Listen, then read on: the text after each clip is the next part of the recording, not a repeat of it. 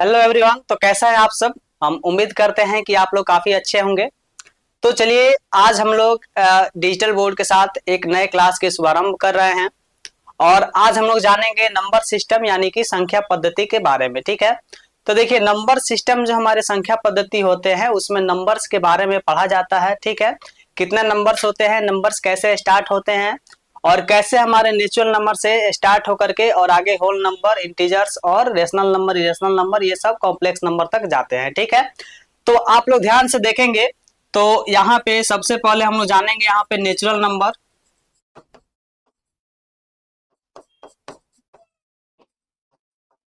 उसके बाद हम लोग जानेंगे होल नंबर।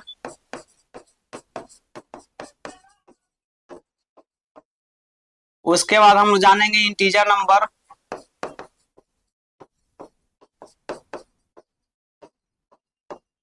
उसके बाद हम लोग जानेंगे रेशनल नंबर।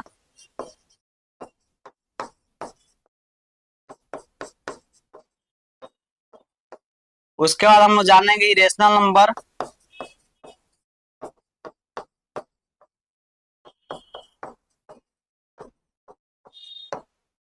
तो चलिए, जितना हम लोगों ने यहाँ पे नंबर्स के टाइप्स के बारे में लिखा, आप लोग ध्यान से देख सकते हैं एक एक नंबर के बारे में।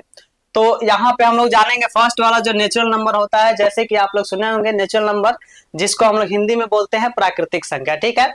तो यहाँ पे जो नेचुरल नंबर होते हैं वो हमारे 1 से स्टार्ट होते हैं, 1 2 3 4 ऐसे कर करके हमारा जो है इनफाइनाइट तक जाते हैं, यानी कि अनंत तक जाते हैं। ठीक है।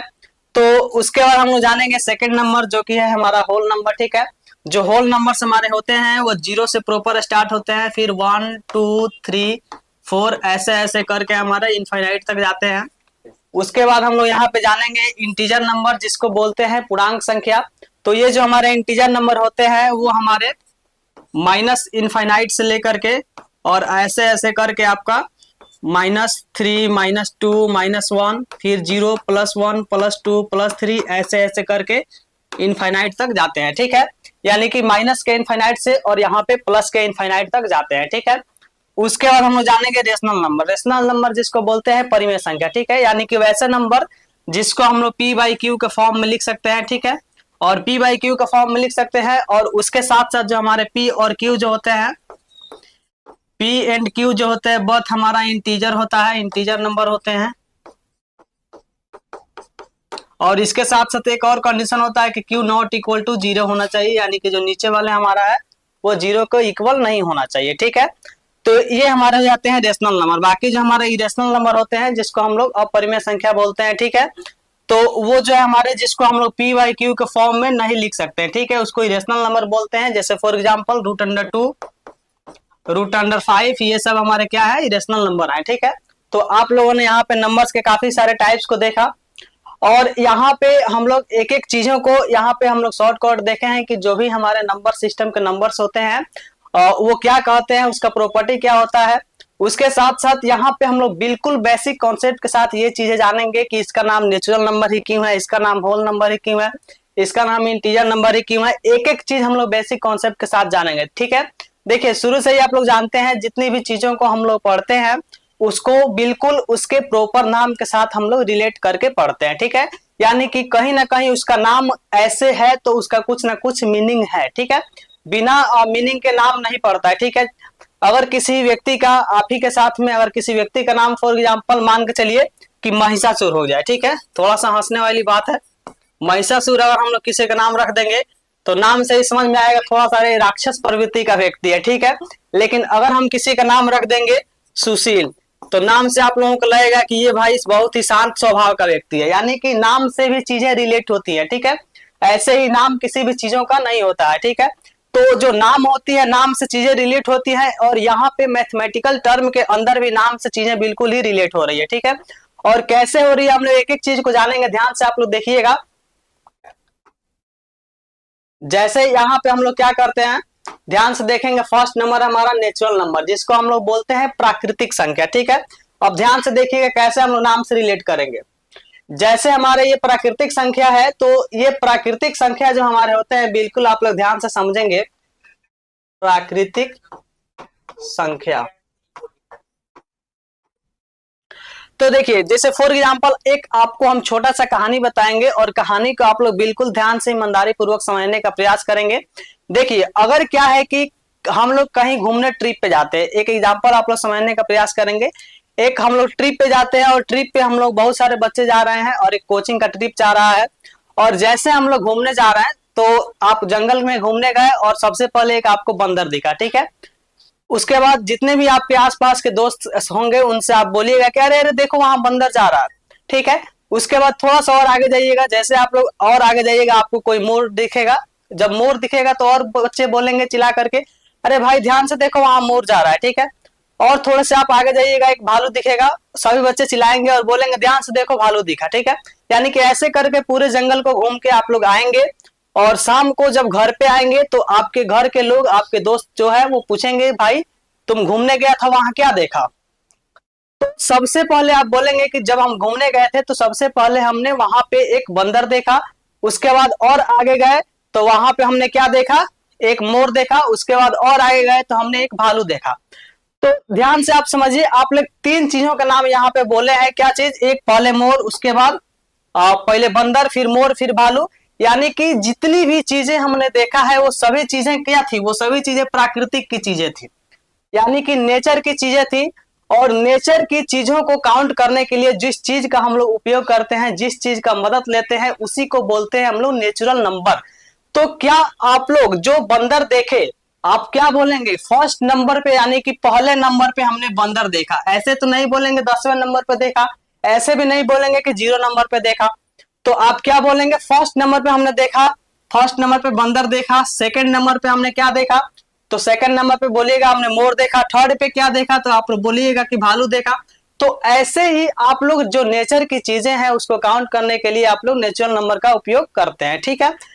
तो यहाँ पे आप लोग समझ गए होंगे कि कैसे नाम से चीजें रिलेट होती हैं, ठीक है। एक एक चीजें बिल्कुल नाम से रिलेट होती हैं, ठीक है। अभी जैसे हम लोग होल नंबर को समझ लेते हैं, ये नाम से कैसे हमारा रिलेट होता है, ठीक है। जैसे यहाँ पे आप लोग देखेंगे होल नंबर जो होता है उसका हिंदी क्या होता है, तो इसका हिंदी होता है पूर्ण संख्या। तो पूर्ण संख्या का मतलब क्या होता है, पूर्ण का मतलब जो होता है यहाँ पे जैसे कि हमने लिखा हुआ है, ध्यान से बिल्कुल आप लोग देखेंगे, बहुत ही अच्छा और मजा आने वाला है। जो पूर्ण जो होता है, पूर्ण का मतलब होता है पूरा। पूर्ण का मतलब होता है पूरा, यानी कि जो चीजें थी अभी तक अधूरा अब वो हो चुका है पूरा। जो नंबर आपका 1 से था, तो जब आपके पास 1 से नंबर थे तो आप जाते थे, तो ध्यान से समझेंगे 1 2 3 4 5 6 7 8 और 9 के बाद आप आगे नहीं जा पाते थे, ठीक है। अब आपके मन में एक सवाल आएगा, सर 9 के बाद 10 भी तो होता है। लेकिन 10 होता है, लेकिन 10 कब होता है, जब 0 होगा तब तो 10 होगा, क्योंकि इससे पहले तो 0 था ही नहीं। 0 होता तो फिर इसमें 0 इंक्लूड होता, लेकिन 0 नहीं था। तो जो हमारे मैथमेटिशियन थे वो 9 के बाद जाकर रुक गए। फिर उनके माइंड में एक सवाल आया, चलो भाई इस नंबर को आगे बढ़ाया जाए। तो जो नंबर हमारा अधूरा था उस नंबर को पूरा करने के लिए हमारा बना 0। तो 0 को जब हम लोग आगे इंक्लूड कर देते हैं, यानी कि तब हमारा जो 9 तक गिनती रुका था वो अब यहां से आगे भी जा सकता है। इसके आगे 10 हो सकता है, आगे जाइएगा 11 12 ऐसे करके 20 होगा, 30 होगा, फिर 100 होगा। लेकिन ये सब कब होगा, जब 0 होगा तब होगा। तो जो हमारा 0 मिल गया, उस 0 को मिलने से जो नंबर अधूरा था वो नंबर अब पूरा हो गया। इसीलिए इसका नाम जो है वो पड़ा पूर्ण संख्या, यानी कि अधूरा नंबर हमारा अब यहां से पूरा हो चुका है।